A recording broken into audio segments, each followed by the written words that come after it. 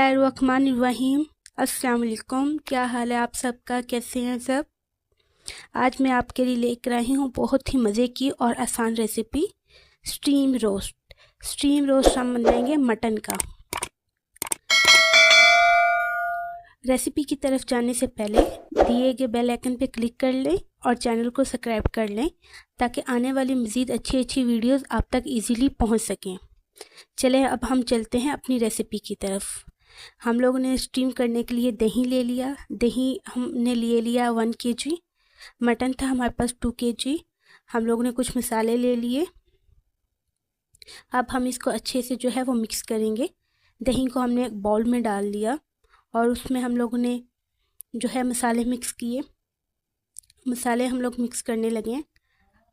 हमने अदरक लहसुन का पेस्ट दही में मिक्स कर दिया। हम लोगों ने मिर्चें मिक्स कर दी 1 चम्मच। नमक लेंगे हम 1/2 चम्मच। सूखा धनिया और ज़ीरा ले लेंगे 1-1 चम्मच। ये हमने इसमें तिक्का मसाला ऐड कर दिया। तिक्का मसाला आप ले लेंगे 2 से 3 चम्मच। अब हम इसमें सिरका ऐड करेंगे।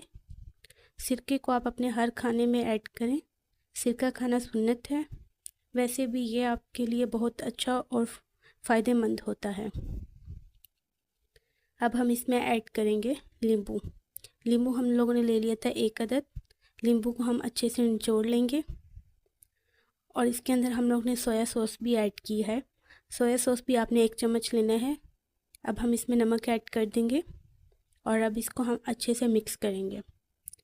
आपने जो भी दही के अंदर मसाले ऐड किए हैं उनको अच्छे से मिक्स करेंगे ताकि इनका टेस्ट जो है वो बहुत अच्छा आए। इसको पहले आपने अच्छे से मिक्स करना है ताकि सारे मसाले जो हैं वो दही में यकजा हो जाएं। फिर हम इसके अंदर मटन ऐड करेंगे। मटन हम थोड़ा थोड़ा करके ऐड करेंगे। पहले मटन को आपने धो लेना है क्योंकि मटन जो होता है उसमें छोटे छोटे बाल होते हैं, तो आपने कोशिश यही करनी है इसमें कोई बाल वगैरह ना रहे।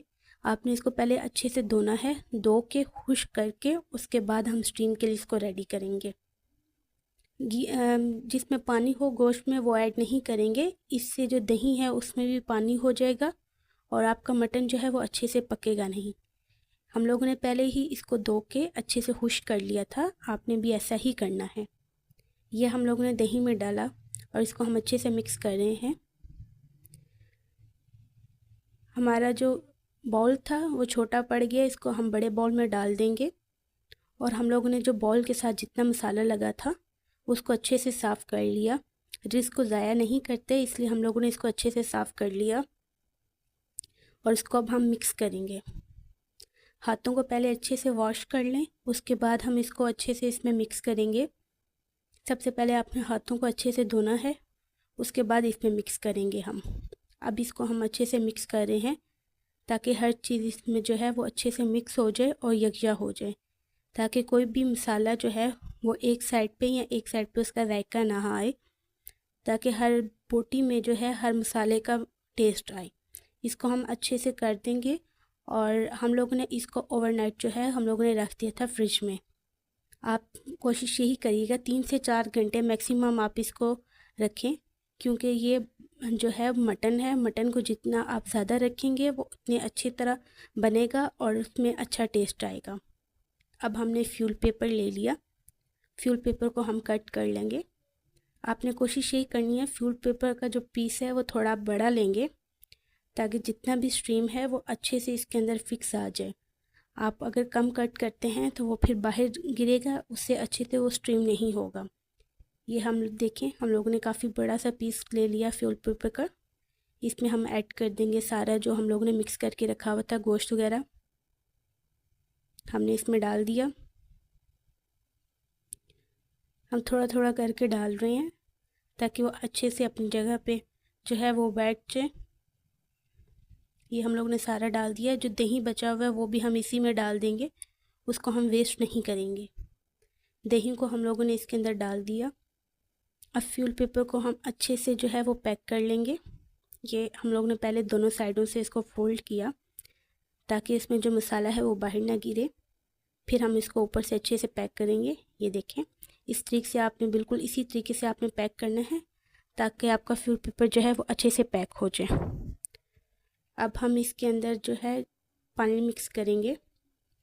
ये हमारा फ्यूल पेपर थोड़ा सा फट गया था, लेकिन कोई बात नहीं है। ये हम लोग ने इसमें हाफ जग पानी का डाल दिया। मैक्सिमम 2 से 3 ग्लास पानी था हमारे पास। इसमें हम लोगों ने स्टीमर रख दिया।